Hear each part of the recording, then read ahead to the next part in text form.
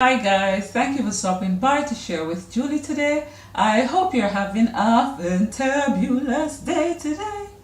So, the Dr. Sebi diet, can you adapt the Dr. Sebi diet to a ketogenic way of life? Yes, you can, because the ketogenic diet is about the macros at the end of the day. It's how much fat you consume in relation to protein, in relation to carbohydrates.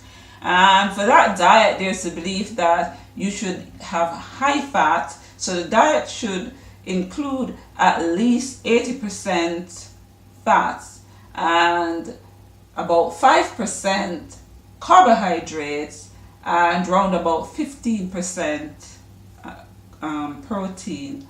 So it could be adapted, but why do that? Why do that? You don't need to adapt the Dr. Sebi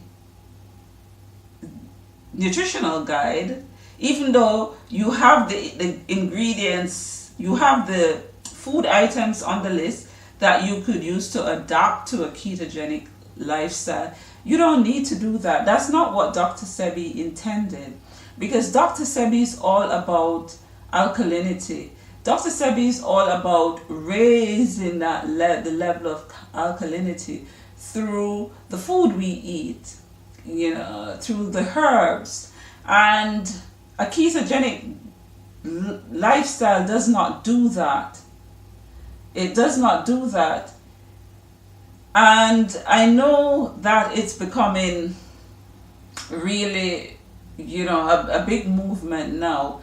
And I think part of the reason is that it's the weight loss thing, because people have had really good success in terms of weight loss with the ketogenic diet. But another thing I think is also a major reason is that people do not want to give up meat. At the bottom line is that's what I have deduced. I think for many people who have switched to the ketogenic diet, is that they don't want to give up meat. They want to continue to have the meat and be healthy, and they feel this is one way to do it. And other people who are not on the ketogenic lifestyle have bought into it because it is sold, or is being sold, as a superior way to eat. But I beg to differ when it comes to the ketogenic diet. Our closest relative, the primates, they don't eat like that. Is it natural?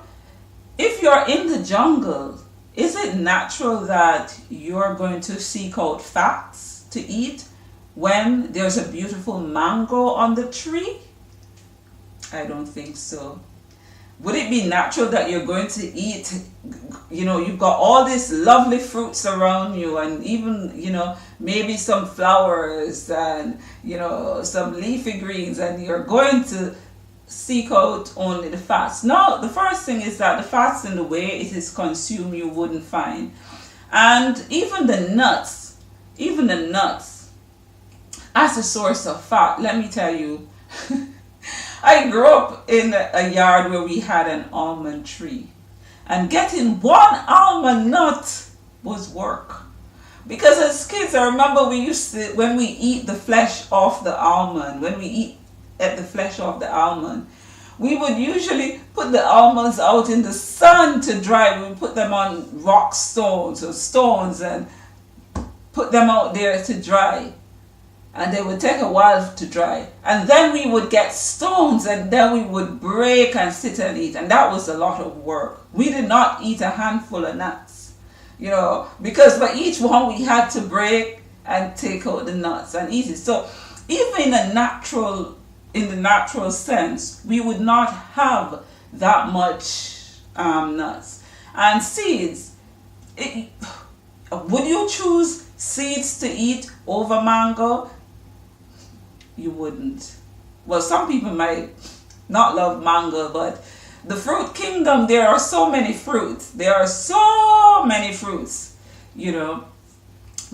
at the end of it, what I am saying is that even though there is this talk that fat is a better source of fuel than, the sugars and all of that. Don't buy into everything that people say, and look at it. Or everything that you do, look at it from the perspective of nature and what is provided for us. Look what the other primates, look how they eat.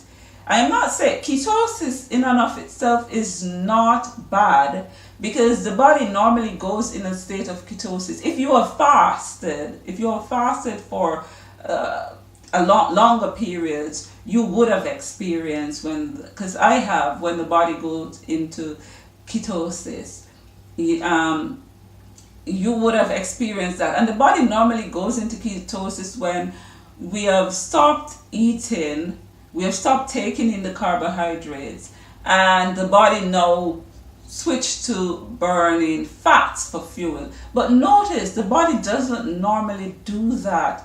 It does so as a survival mechanism. That's when the body does this, as a survival mechanism. It doesn't just up and say, okay, we are going to, burn, fat for fuel. And I am not saying that there are not benefits to a ketogenic diet, but I don't think it should be something that is implemented long term. I think if you want to try something like that, maybe along the line of the fasting mimicking diet that was developed by Dr. Walter Longo, maybe looking at something like that instead.